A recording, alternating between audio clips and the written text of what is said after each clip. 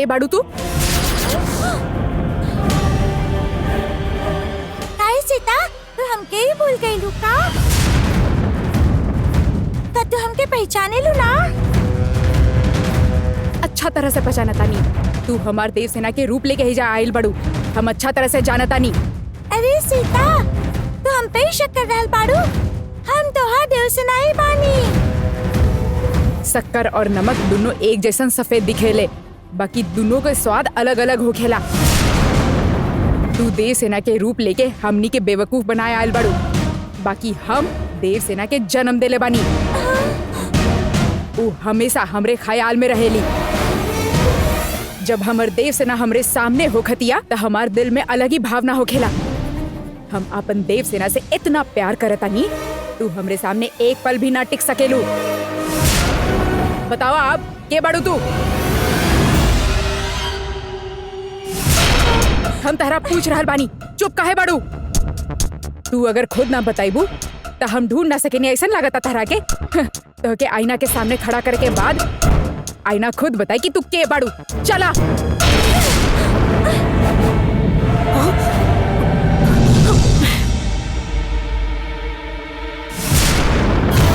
हमके बानी रवा के दिखावे की जरूरत नहीं के। हम अभी दिखावत बानी, देखो।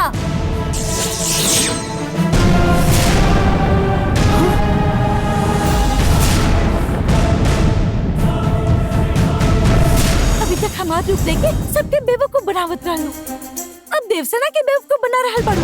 ये तो के सही लागेला का? हाँ। हमके जे काल चक्र चाहत रहे वो तू लोग ना दे रहल बानी, ऐसे देवसेना के रूप लेके ओके लेके आइल बानी। तू केहू के भी रूप लेला, फिर भी तोहके काल चक्र ना मिली। तू लोगन से काल चक्र कैसे लेवे के भाई हम अच्छा तरह से जानता नहीं। तोहके बंदी बना के रख ले रहनी, हमसे हार जाए से अच्छा है तू अभी ये वक्त एहिजा से चल जा। तू एहिजा से निकलत बाड़ू या हमनी दोनों तरह एहिजा से निकाली।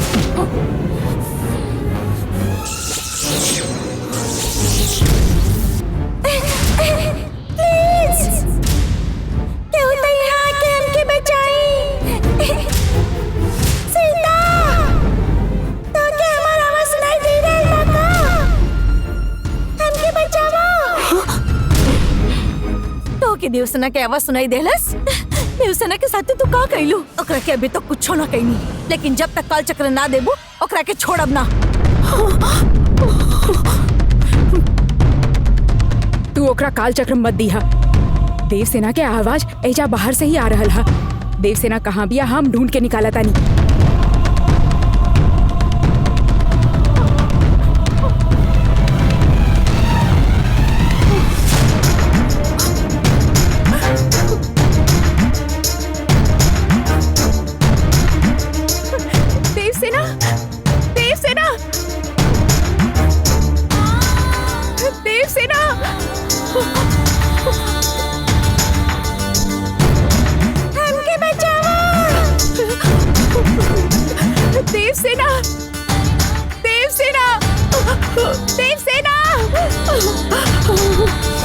जान की चाहे कितना भी कोशिश काहे ना कैली, वो देवसेना के ना ढूंढ सकेली। देवसेना के भूख बर्दाश्त ना होखेला, ये तू जाने लू ना। जानकी के बात सुन के यदि तू काल चक्र हमरा हवाले ना कैलू तो देवसेना के जान के खतरा हो सकेला। हे भगवान, तोहरा खातिर देवसेना की जान जरूरी बा कि काल चक्र जरूरी बा? हमरा खातिर देवसेना जरूरी बा तो जवाब काल चक्र लेके आव। हम लेके आवत आनी, पर तू हमार परिवार में से केहू के भी तकलीफ ना पहुंचाईबू, ऐसन वचन दो।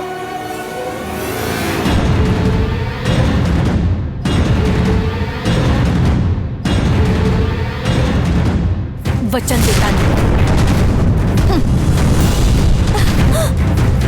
हम वचन दे ले बानी, अब जा लेके आ। ठीक बा।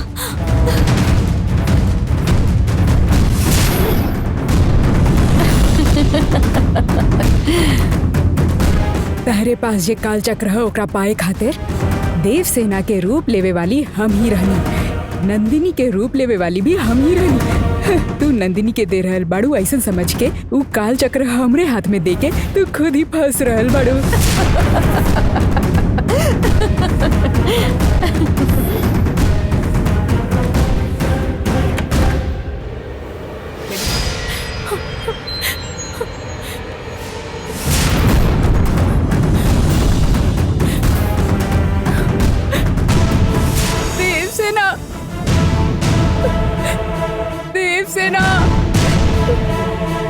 नंदिनी देवसेना के कहाँ रखले होगी। का करी कुछ समझ ना आ रहा। तू वो घर में रहलू ये लिए तो क्या ये सब देखे के पड़ेला। तू वो घर से चल जा। देवसेना के कुछ भी ना होगी, ये हमार जिम्मेदारी बा। देवसेना के अगर कुछ भयल त हम खुद आके ओकरा बचाई, ऐसा हमके सेरेगनी फादर खुद बतैले रही। अभी देवसेना के बचाए खातिर उनके सामने हाथ जोड़े के सिवाय कोनो रास्ता नहीं है।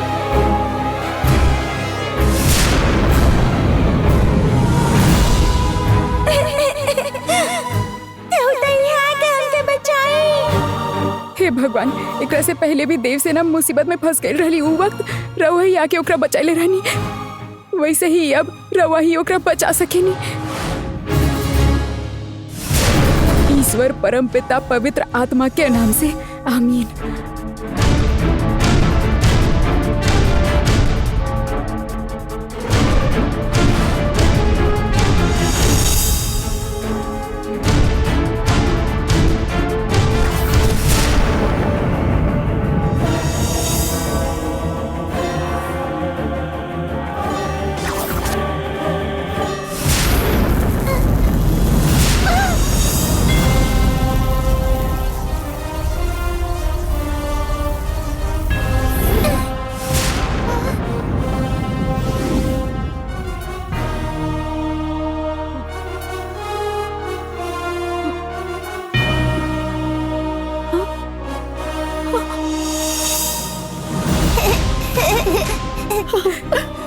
देवसेना, देवसेना, देवसेना, तू कहाँ चल गई रहलू बेटा? हम तो बाहर बॉल से खेलत रहनी, ओकर बाद ही का भइल हमके कुछ पता नहीं के सीता। ठीक है, हमनी चला अंदर चल जाओ। गंगा, देवसेना भी आ गई बिया, एकरा कालचक्र मत दा।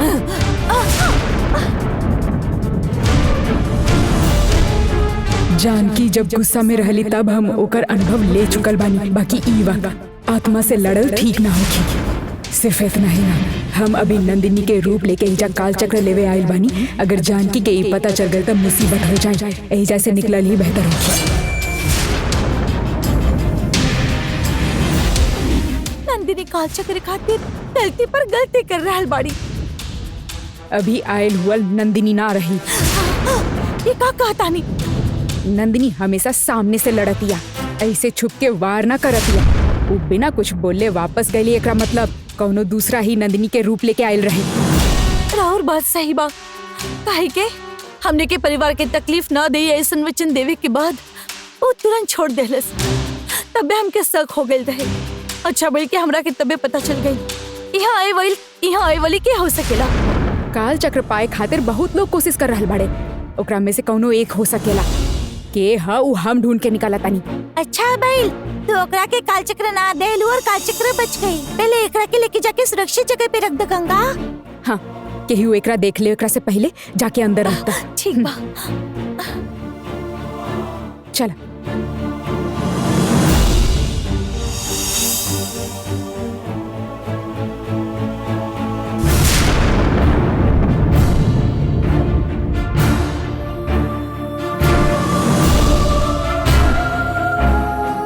गंगा कुछ तो छुपा के लेके जा रही है, क्या हो सकेला?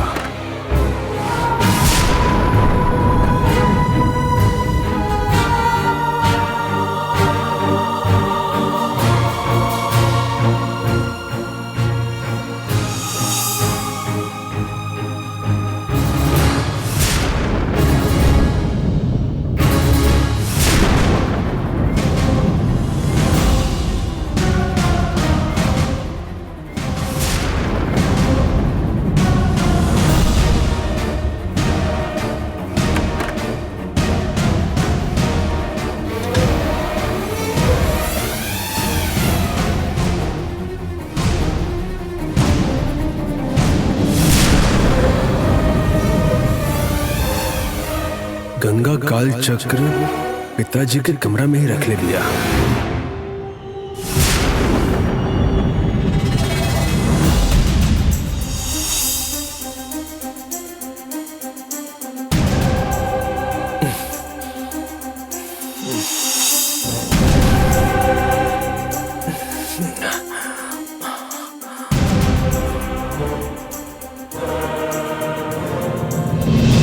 रउआ बेवजह इनकरा के मत भड़काई माधवी। जाए अपन काम करी। ई परिवार के रक्षण करल ही हमार फर्ज है। राजशेखर के तो हम बचाना पहिनी, बाकी अरुण के तो हमके बचाई के ही होगी। तो के काल चक्र लाके हमके ही देवे के होगी गंगा। ये हमरा से ना हो सकेला।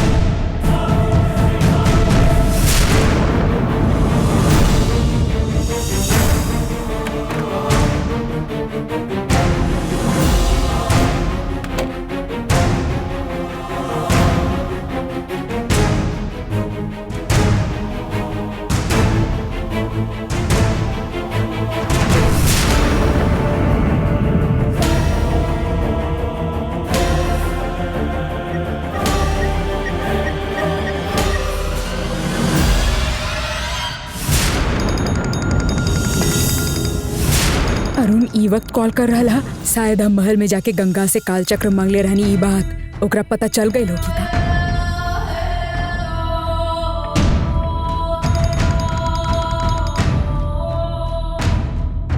का भइल अरुण? इतना रात के फोन कईला परेशानी है? ना ना, रवा जोन काल चक्र मांगत रहनी को हमार पास ना ना, रवा जोन काल चक्र मांगत रहनी को हमार पास गंगा काल चक्र पिताजी के कमरा में रख ले रहली। ये बात हमके नहीं मालूम रहे। पहले तू काल चक्र ओहिजा से निकाल ला। निकाल ले बन, हमरे हाथ में बा। लेकिन रवा अभी जहाँ बानी ओहिजे हम ना आ सकेनी। काहे से कि अगर हम अभी घर से बाहर निकलब त नंदिनी हमरा ढूंढ लेगी। ना ना ना, तू मत आइया, हम खुद लेवे खातिर आता नहीं। इतना रात के महल में आईबू तो गंगा के शक हो जाएगी। तू ओकर फिक्र मत करा, हम महल में आयल बानी, ई केहू के पता न चली। अच्छा ठीक बा, जल्दी आ जाइए। ठीक है, हम तुरंत ओहिजा पहुंचाता नहीं।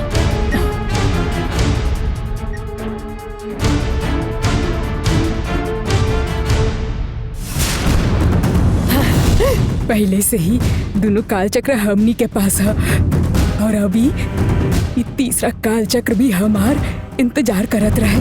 अब तो ये तीसरा भी हमके मिले वाला है।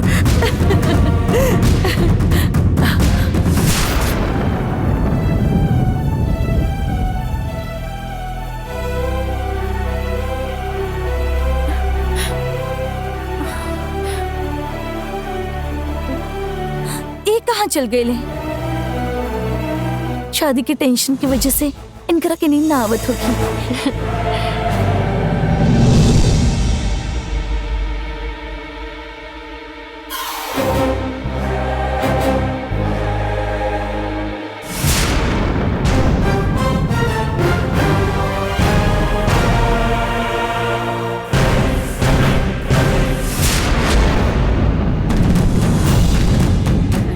अरुण,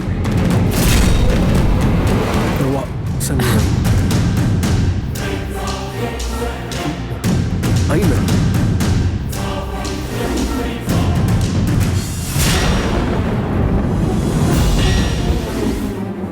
रउआ एजे रुकी, हम जाके लेके आवा तनी। ध्यान रखिए कि कोई ना आए। हम संभाल ले।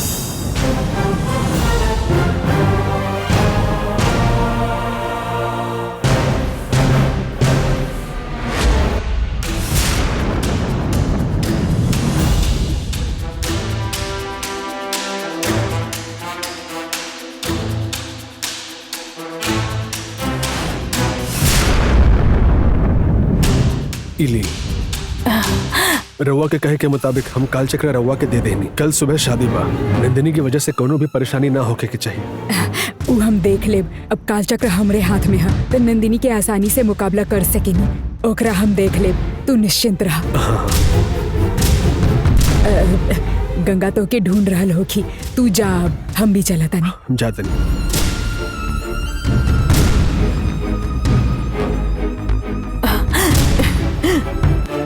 तीनों काल चक्र के एक साथ देखे के बहुत इच्छा हो रहा है। बाकी के दोनों काल चक्र के भी एजा ला के देखा तानी।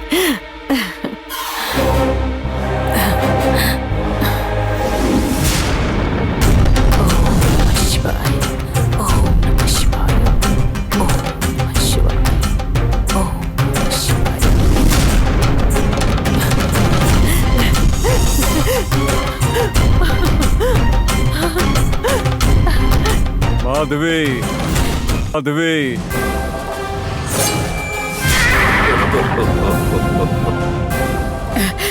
भैया तीसरा काल चक्र भी हमनी के मिल गयल हा। यही लिए यहाँ आयल बानी। तीनों काल चक्र वापस मिल गए था, रउआ जिंदा हो सकेनी ऐसा कहले रहली ना। अब जिंदा हो जाए भैया। हम ये जगह पे वापस जिंदा ना हो सकेनी जहाँ हमके दफनावल गए है, वहीं हम जिंदा हो सकेनी। वो जगह तो वन देवी के मंदिर के पास है ना। वन देवी मंदिर के पास ही चले के बाद चले के वहाँ। हाँ ठीक है।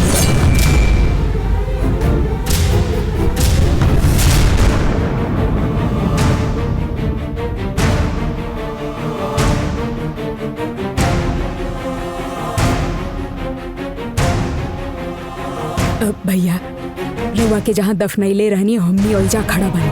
अब आगे का करे के है रउआ बताई। तोहरे पास जौन काल चक्र बाटे ओके जहाँ हमके दफनावल गए है वहीं रख दा। ठीक है भैया।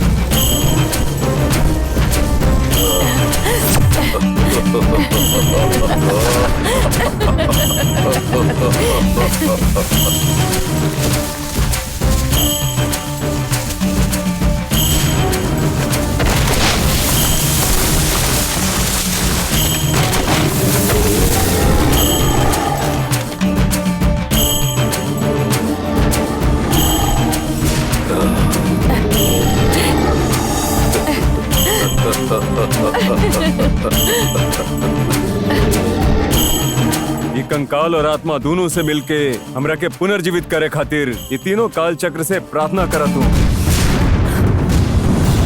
हमर भैया जे आत्मा के रूप में बानी उनके पुनर्जीवित कर दो।